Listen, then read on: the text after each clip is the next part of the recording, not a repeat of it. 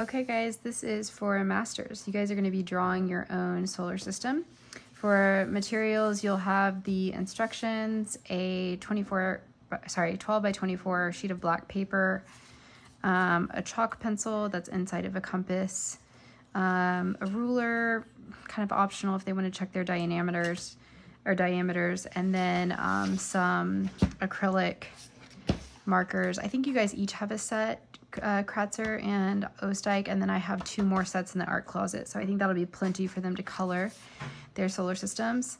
I will also include some tape in the bin because I think using the compass, they need their paper sturdy. So you might think about moving them to the essentials room since these are kind of long, and I'm not sure. I think if you combine science, they're going to need some space. So let me know if you end up wanting to do that.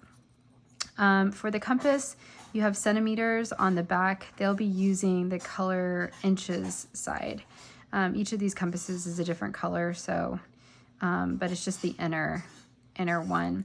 I will say this is a bit porous, and to me it's a little challenging to use, especially for some of the smaller planets, but it's manageable. And if they wanted to freehand it, that's their choice. They can absolutely do that. Before we started this video, I kind of made the sun kind of off here to the left. They can make it down here as like a little, they can make the sun however they want. But we'll start with this, and I'm going to try to go through this as quickly as I can, and then I will show you the finished product. So we're using 1 inch equals 20,000 kilometer scale. And this is approximate. I had to round these numbers, but I think the best way to do this is to kind of almost go in an arc, because Jupiter and Saturn, really Jupiter ends up being about 7 inches, but I feel like if we start getting crazy with that, it makes it difficult to fit all the planets. So, yeah, and then even down here, they say to leave about 2 inches between each planet. My recommendation is that they don't do that, that they just make them kind of butted up next to each other to make sure that they all fit. I'll try to edit that, but if I don't, have them ignore that portion. And then here it has the color scale. They can use that, and I also have a couple sets of these magnetic planets if you want to put these on your whiteboards or on the whiteboard in the essentials room. Might give them a little bit more of a frame of reference of what to color, like how to color their planets. Okay, so here we go. We are going to set our first one to 0.25. This is hard. So it's that one. Man, that is not easy. Okay, so we're going to come down here to the corner. And like I said, we're going to try to arch up. So yeah, these little guys are definitely a challenge.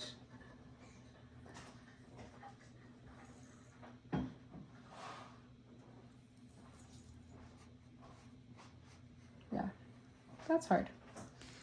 But you know what? Things in life are hard sometimes. Okay, so then we're gonna put it to 0.5 for the next 2 planets, and we're gonna, like I said, go right up next to it.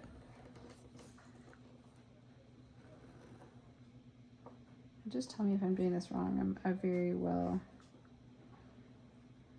might be. All right, then I'm gonna come here and do sort of Mercury, Venus, Earth, Mars. Okay, and then we go back to 0.25. I mean, I feel like it's just gonna do this. I think the small ones are too hard. Then we're gonna go up to 3. Let's see.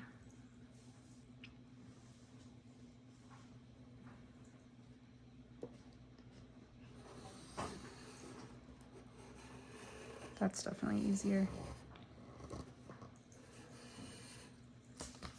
And then we're gonna do 3. I might even do this one a little bit smaller.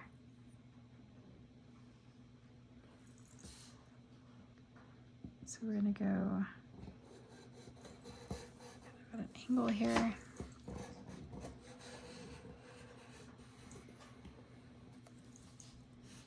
And then we're ending on Uranus and Neptune are both 1.5. So we're gonna do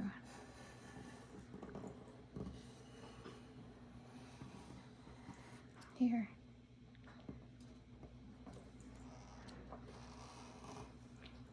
I do think this is slipping and sliding too.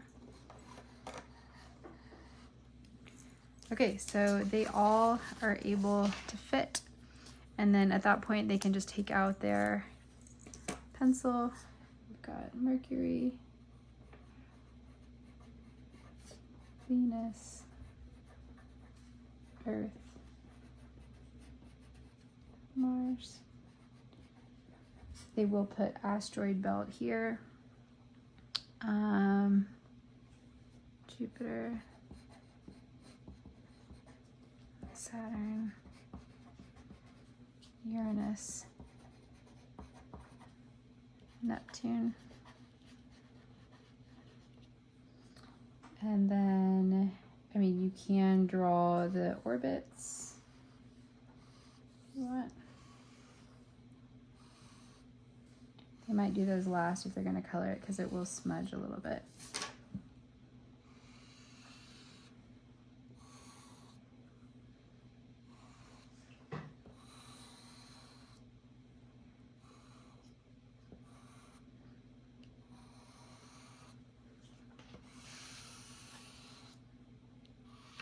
Okay, and then I will color it in, but this part is really important that these planets kind of go upward to an angle in order for these two to fit. And you guys can have my sample, but I just want to make sure you guys know that. Guys, this is the finished product. Here's what I will say. Don't be like me and put the asteroid belt in the wrong place. Lesson learned on that.